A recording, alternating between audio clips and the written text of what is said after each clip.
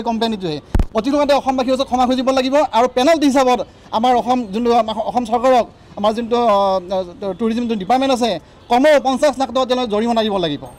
নহ'লে এই কোম্পানীটোৰ এগেইনষ্টে আমি আম আদমি পাৰ্টিয়ে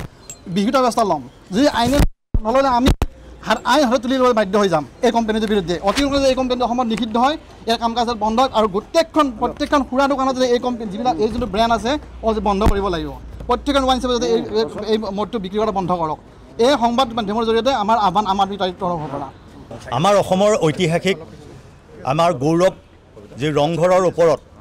এডভাৰটাইজ কৰিছে আৰু সুৰাক লৈ পেলাই এডভাৰটাইজ কৰিছে গতিকে এইটো আমাৰ অসমীয়া জাতিৰ ওপৰত এটা লজ্জাজনক আৰু অতি দুখ লগা বিষয় গতিকে এই বিষয়টোক লৈ আমি জোৰদাৰ প্ৰতিবাদ কৰিছোঁ লগতে আমি আজি দিছপুৰ থানাত এজেহাৰ দিবলৈ আহিছোঁ আৰু চৰকাৰৰ ফালৰ পৰা কি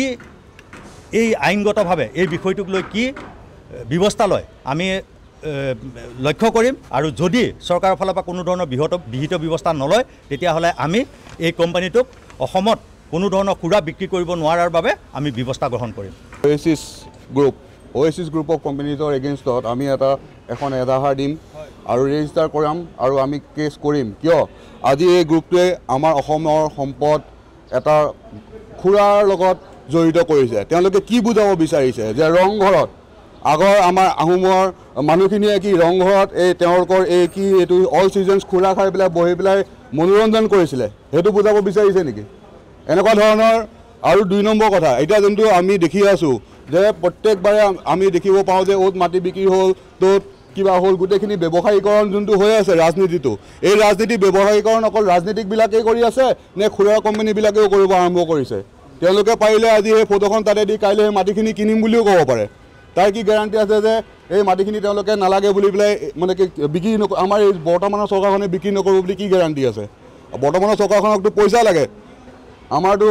ট্ৰেজেৰীত পইচা নাই আমাৰ ঠিকাদাৰবিলাকক পইচা দিবলৈ পইচা নাই আজি মাৰ্কেটত মানি ফ্ল' কিয় নাইকিয়া হৈছে আজি সকলোৰে পকেটত পইচা নাইকিয়া কিয় হৈছে ইমান নিবনুৱা কিয় জন্ম হৈছে আমাৰ তাৰ ট্ৰেজাৰীত কেলৈ পইচা নাই এই পইচাবোৰ ক'ত গৈছে গোটেইবিলাক ডেভেলপমেণ্টৰ নামত মাটিবোৰ লৈ গৈ পেলাই একদম এই যোনবোৰ আমাৰ আদানী আম্বানী সিহঁতৰ হাতত ৰামদেৱৰ হাতত বিক্ৰী কৰি দিছে মাটিখিনি এনেকৈ এই মানসিকতা লৈ পেলাই যদি চৰকাৰখন চলাম বুলি ভাবে তেনেহ'লে এদিন মানুহেতো মানুহক বিক্ৰী কৰিবই ইয়াৰ লগতে অকল মানুহে মানুহক নহয় এই গোটেই দেশখনো বিক্ৰী কৰি দিব এই চৰকাৰখনে তো আমাৰ এইটো আমি যিহেতুকে সজাগ জনতা আমি এনেকুৱা সৰু ইহঁতে সুৰুঙাতে খিলাটো মাৰিব লাগে সুৰুঙাটো দিবই নাপায় এইবিলাক সুৰুঙা হয় আজি এনেকৈ কৰি ব্যৱসায়ীকৰণ কৰিব খুজিছে কাইলৈ পৰহিলৈ এইটোকে লাহে চাব যে তাতে কিবা ডেভেলপমেণ্ট কৰিম বুলি পেলাই তাৰে অলপ মাটি বিক্ৰী হৈ গ'ল অলপ তাৰে ওচৰৰ পাজৰৰ মাটিখিনি ৰিজাৰ্ভ লাইন কৰি পেলাই বিক্ৰী কৰি দিব এনেকুৱা ধৰণৰ বহুত হ'ব পাৰে আগলৈ তো যিহেতুকে সকলো দল সংগঠনে ইয়াক লৈ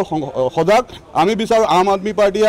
আমি যিহেতুকে সাধাৰণ ৰাইজ আমাৰ দায়িত্ব হ'ল আমাৰ সাধাৰণ ৰাইজে এইখিনি বুজি পাওক যে এনেকুৱা ধৰণৰ কামবোৰ যে হৈ আছে এটা কথা মই ইয়াতে সৰু কথা এটা কওঁ ৰাইজে কথাখিনি বুজি পালে খুব ভাল হয় অলপ সময়ৰ কাৰণে অলপ মানুহক বুৰ্বক বনাব পাৰিব বহুত সময়ৰ কাৰণে কিন্তু বহুত মানুহক বুৰ্বক বনাই ৰাখিব নোৱাৰিব এইটো কিন্তু মনত ৰাখিব এই চৰকাৰখনক এটা সকিয়নি দিছোঁ আৰু ইয়াৰ পৰা হেৰি কৰিছোঁ আমি আহ্বান কৰিছোঁ যে এই Oasis গ্ৰুপৰ যোনটো এই খুৰাৰ কোম্পানীটো ইয়াৰ লাইচেঞ্চ একদম ইমিডিয়েট ছাছপেণ্ড কৰি দিব লাগে